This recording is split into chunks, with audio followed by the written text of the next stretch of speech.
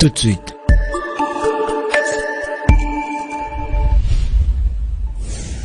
Le journal.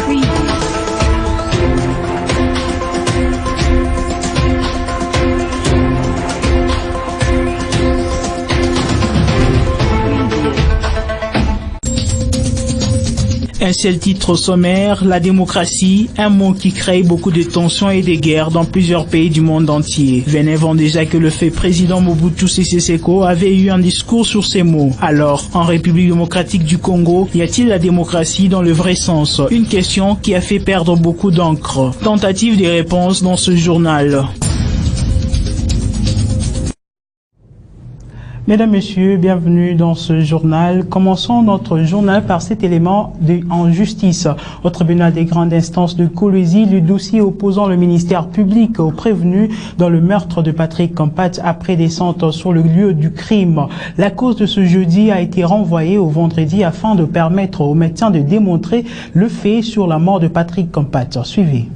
Ils étaient bien présents, outillés jusqu'aux dents. L'élégance du droit, c'est aussi le cri, le lire et le parler. Dans l'affaire opposant le ministère public au prévenu Didier Mutunda et Ingala, dans les dossiers meurtre du feu Patrick Kampat de ce jeudi, le tribunal de grande instance de Kolwezi a renvoyé la cause pour permettre au médecin de faire son rapport. À ce jour, seul le médecin peut affirmer si Patrick est bel et bien décédé. On connaît les conseils parce qu'à un certain moment, on va nous demander est-ce que réellement Patrick est mort. Dans le il fallait que dans l'ADD qui a été pris, il fallait qu'il y ait le certificat attestant que réellement Patrick est décédé.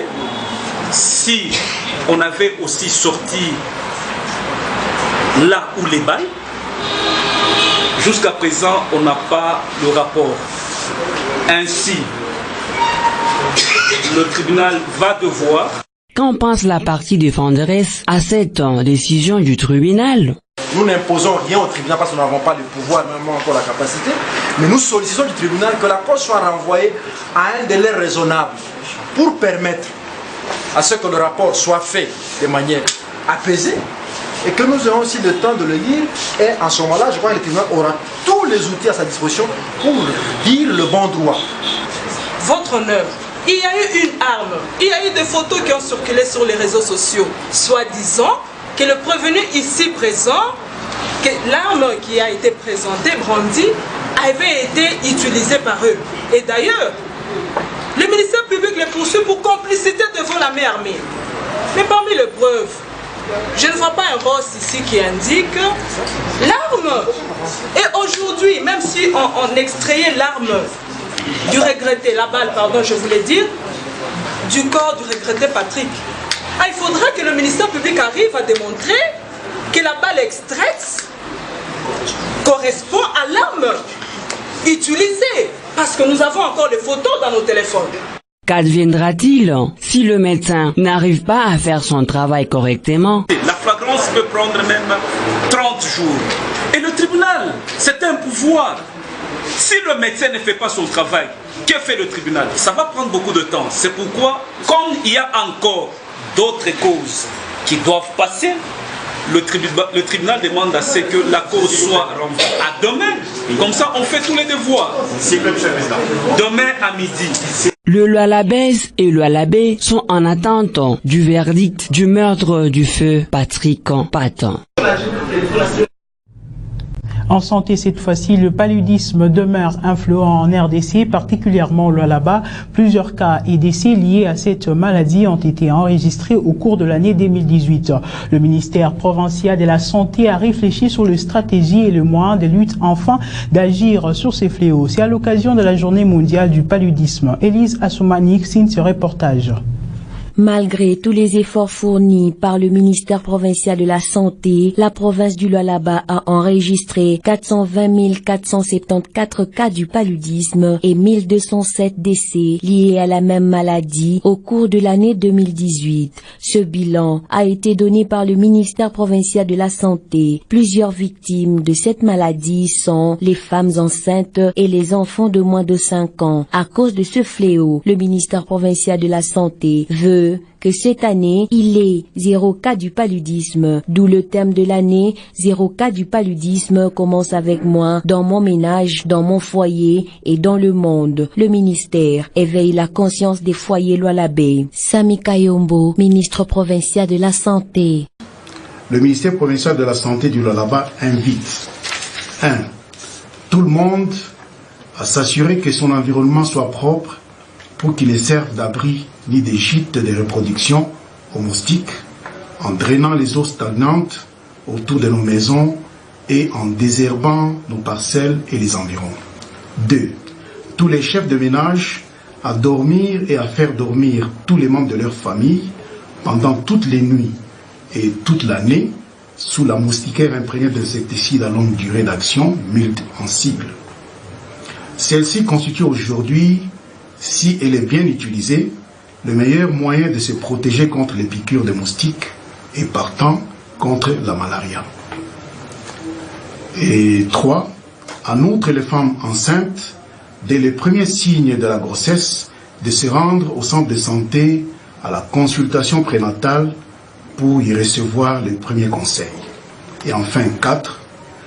Tout le monde a bien connaître les signes de la malaria simple, de la malaria grave ou compliquée. Cette communication a été faite à l'occasion de la 12e journée mondiale du paludisme. Sur ce même chapitre, il existe un agent vecteur du paludisme. Cette maladie mortelle peut être aussi éradiquée, mais pour le faire, la population fait recours à un mauvais usage de l'antimalaria, ce qui cause l'évolution de cette maladie selon Dr Sam, un médecin qui donne de précisions au micro de Naomi Bonza. Le paludisme, comme vous avez dit, c'est une maladie parasitaire, n'est-ce pas, qui est causée par le plasmodium. Il y en a presque 4 types, mais dans nos milieux, c'est plus le plasmodium falciparum qui est en train de causer plus de dégâts. Alors voilà, c'est une maladie qui a pour vecteur le moustique, le moustique l'anophèle, le moustique femelle qui transmet, n'est-ce pas, cette maladie chez des gens. Les symptômes ont tellement évolué. Ça a évolué, pourquoi? Parce que les gens sont en train d'utiliser l'antimalarien abusivement. Mais sur le plan général, les symptômes se présentent généralement par des fièvres, qui a des maux de tête, quelqu'un qui a des courbatures, des vomissements, n'est-ce pas, quelquefois des diarrhées chez des enfants. Il y a un paludisme qui est simple, il y a un paludisme aussi qui est grave. Des formes de gravité chez des enfants, souvent nous sommes des formes anémiques, où les enfants sont en train de, n'est-ce pas, anémier, perdre pratiquement du sang, de l'hémoglobine qui baisse. Chez des adultes, généralement, ce sont des paludismes, formes neurologiques qu'on appelle malaria cérébrale chez des comètes de mortels. Ça, ce sont les formes, n'est-ce pas, graves que nous connaissons dans nos milieux. Alors voilà, s'il faut lutter contre le paludisme, qu'est-ce qu'il faut faire? Il faut lutter d'abord contre les gîtes larvaires, n'est-ce pas? Les gîtes, au fait, ce sont des eaux stagnantes dans lesquelles les moustiques sont en train de pondre les œufs et qui font que les moustiques sont en train de, n'est-ce pas, se multiplier et à propager, n'est-ce pas, la maladie. Donc l'assainissement du milieu s'impose, n'est-ce pas? La gestion des immondices est très importante. Donc cela concerne et la population et en fait les assujettis et les gouvernants. Donc les responsables, les autorités doivent s'y mettre, n'est-ce pas, pour assainir le milieu. Et je pense que c'est en fait, la mesure la plus importante. Bien sûr, dans la lutte aussi, il y a des moustiquaires imprégnés qui sont en train d'être distribués, n'est-ce pas, pour que en fait, la malaria soit contrée. Mais les moustiquaires imprégnés, ça ne suffit pas. Il faudrait que l'assainissement du milieu soit fait. Parce que si l'environnement est assaini, est bien asséché, qu'il y a des conduits d'eau, tout ça, l'eau est bien canalisée. Je crois qu'il y aura une forte diminution, n'est-ce pas, de cette fréquence de malaria. Et ça fera que la population soit en bonne santé. 24 avril 1990, 24 avril 2019, jour pour jour après le discours du feu président Mobutu sur la validation de la démocratie en RDC. La question de l'applicabilité de la dite démocratie suscite plusieurs débats dans le chef de la population. Alors qu'il est, la démocratie est-elle d'application? Tentative de réponse dans cet élément de Sarah Katebe. Suivez. Le chef de l'État est au-dessus des partis politiques. Il sera l'arbitre mieux. Après beaucoup de pression sur les présidents Mobutu à l'intérieur du pays comme à l'extérieur, en 1990, Mobutu était obligé de prononcer son discours historique qui avait inauguré la Troisième République et ainsi consacré le multipartisme par l'instauration de la démocratie dans ces pays. C'était le 24 avril dans la même année. À ce jour, 29 ans après, presque 3 décennies, où en est-on avec la démocratie en RDC? Les avis sont partagés. Les cas de la République démocratique du Congo, nous l'avons toujours dit, que nous sommes une jeune démocratie. Nous avons eu à organiser les bonnes élections en 2006, en 2011 et en 2018. Déjà, ça, c'est un élément de la démocratie que nous avons vécu en RDC. Et la plus importante chose que nous avons connue dans ces pays, c'est la passation pacifique du pouvoir à la tête du pays. Nous avons toujours dit que nous sommes dans une jeune démocratie parce que il y a encore beaucoup de choses qu'il faudra corriger à certains niveaux. Donc nous y allons petit à petit, mais ce qu'il faudra dire, c'est que nous n'allons pas vivre la démocratie à la manière européenne. Nous sommes en Afrique, nous devons vivre la démocratie à l'africaine. Bon, 29 ans après, on voit que nous sommes encore en train de nous rechercher. Il faudra encore un peu plus de temps pour que vraiment la démocratie soit assise dans notre pays. Nous sommes encore dans l'apprentissage. Il faut rester optimiste. Si ça doit nous prendre, nous sommes à la 29e, si ça peut nous prendre 32 ans, 35 ans, 40 ans, il faut aller. Il y a beaucoup de blocages, il y a beaucoup d'interprétations. Même quand on voit au niveau, même l'application même de notre constitution pose problème. Elle n'est pas à appliquer dans toutes ces dispositions. Il y a des dispositions qui ne sont pas encore appliquées, alors qu'ils font partie aussi de la démocratie. Donc quand on verra même au niveau de la constitution que tout est bien appliqué. Et d'ailleurs, les élections locales, depuis que nous avons commencé en 2006, on ne les a pas encore organisées. Et vous allez dire que la démocratie est déjà assise. La République démocratique du Congo continue à faire ses pas vers l'école de la démocratie avec la première alternance pacifique. Le poste du rapporteur adjoint reste à pourvoir au bureau définitif de l'Assemblée nationale qui a été élu mercredi 24 avril 2019. L'unique candidat au poste de président de l'Assemblée est une femme. Elle s'appelle Janine Mabunda. Elle est élue dans une plénière sans aucun député de l'opposition. Joe Kanseng signe ses commentaires.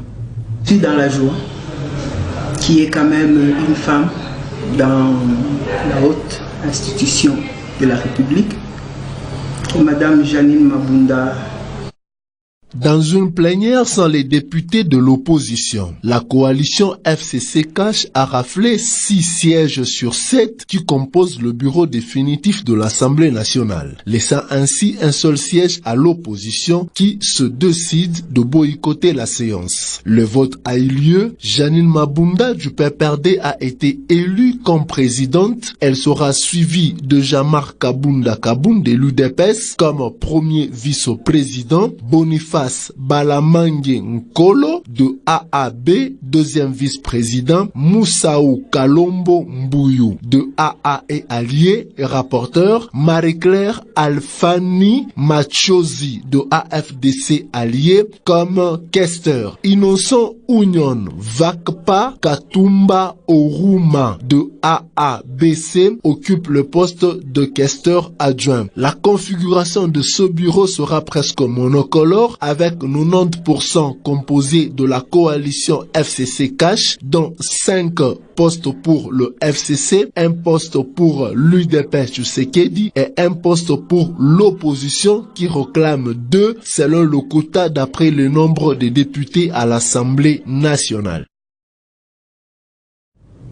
Certaines femmes ont exprimé leur sentiment de joie juste après l'élection de Janine Mabunda à la tête de l'Assemblée nationale de la République démocratique du Congo. Pour elle, c'est une première de voir la gente féminine se représenter à la tête de hautes institutions de la République démocratique du Congo. Suivez. Je suis dans la joie, qui est quand même une femme dans la haute institution de la République, que Madame Janine Mabunda soit élue et que tous les députés et placer leur confiance en cette femme pour qu'elle puisse diriger l'Assemblée pendant 5 ans, l'Assemblée nationale. C'est vraiment une fierté pour la femme, une fierté pour le Congolais en général. Je pense que diriger, c'est quelque chose que la femme a appris dès son jeune âge. Je sais qu'à la maison, quand vous êtes dans une famille qui a des filles et des garçons, la maman commence par responsabiliser sa fille au regard des ordres à donner à la maison, des travaux à effectuer. Et c'est quelque chose qu'elle acquiert déjà très jeune. Et ça se développe avec le temps, avec la formation et le reste. Nous sommes genrés, nous vivons avec les hommes. Dire que la femme ne peut rien faire sans l'homme, c'est sous-estimer. La femme a des compétences, elle a des capacités qu'elle peut mettre à la disposition et de sa famille, et de son pays, et de sa nation, et même de sa province. Donc, nous disons à nos jeunes, surtout aux jeunes filles, de ne pas se sous-estimer. Elles ont les mêmes compétences, elles ont été sur le même banc d'école, elles sont arrivées à l'université ensemble. Peut-être qu'elles ont négligé un peu, mais pour moi, je dirais que la fille prenne en compte les compétences qui sont en elle et qu'elle les développe pour un avenir meilleur. Fin complète de ce journal. Merci à vous de nous avoir suivis. À très bientôt.